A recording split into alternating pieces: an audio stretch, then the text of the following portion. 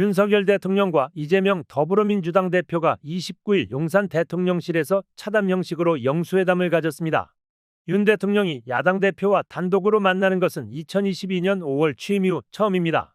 이도훈 대통령실 홍보수석은 브리핑에서 윤 대통령과 이 대표는 합의에 이르지는 못했지만 총론적 대승적으로 인식을 같이 한 부분은 있었다면서 윤 대통령과 이 대표는 의료개혁이 필요하고 의대 정원 증원이 불가피하다는데 인식을 같이 했다고 전했습니다.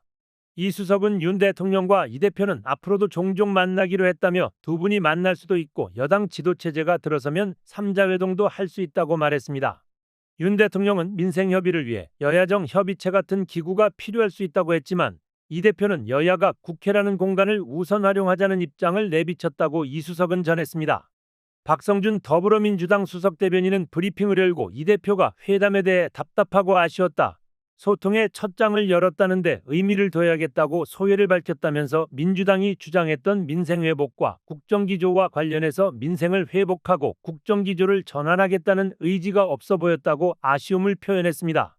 앞서 이재명 대표는 영수회담에서 오늘 제가 드리는 말씀은 저희 입을 빌린 우리 국민이 뜻이 다 생각해 주시면 고맙겠다며 윤 대통령에게 최상병 특검법과 이태원 참사 특별법 수용을 거듭 촉구했습니다. 또 가족 등 주변 인사의 여러 의혹들도 정리하고 넘어가면 좋겠다며 우회적으로 윤 대통령의 배우자 김건희 여사에 대한 조사 필요성도 강조했습니다.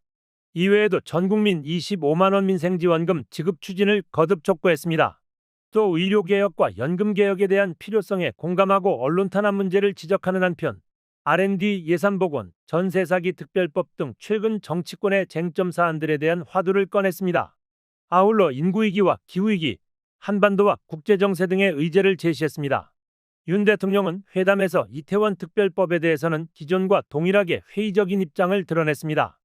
윤 대통령은 사건에 대한 조사나 재발방지책 그리고 피해자 유족들에 대한 지원에 대해서는 공감을 한다. 무조건 반대는 아니다라면서도 다만 국회에 제출된 법안이 법리적으로 볼 때 민간조사위원회에서 영장 청구권을 갖는 등 문제가 있는 부분이 있다. 이런 부분을 해소하고 논의하면 좋겠다고 말했습니다.